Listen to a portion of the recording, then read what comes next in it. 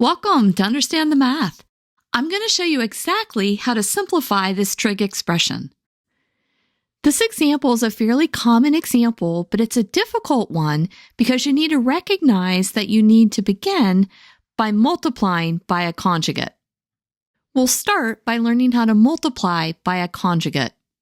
We can write 1 divided by a minus b as 1 divided by a minus b times a plus b divided by a plus b. A plus b is the conjugate of a minus b. This gives us sine x divided by 1 minus cosine x. Now we're going to multiply by the conjugate. So our conjugate is going to be 1 plus cosine x divided by 1 plus cosine x. So we're just multiplying by 1, and it's not going to change the problem. Let's multiply out the bottom term, but let's not multiply out the top term yet, because we just don't know if we need to. So our bottom term looks like 1.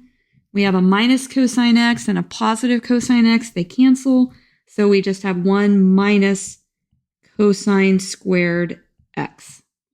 Our Pythagorean identity is sine squared x plus cosine squared x is equal to 1, so we can see that sine squared x is 1 minus cosine squared x, and we can plug that in.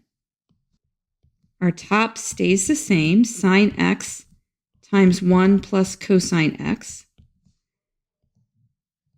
And then our denominator becomes sine squared x.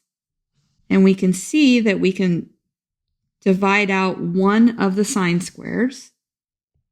So we're left with 1 plus cosine x divided by sine x. Since we have one term in the denominator, we can split this into two fractions. So this is 1 divided by sine x plus cosine x divided by sine x. And this is equal to cosecant x plus cotangent x. That was a lot of work, but we did it.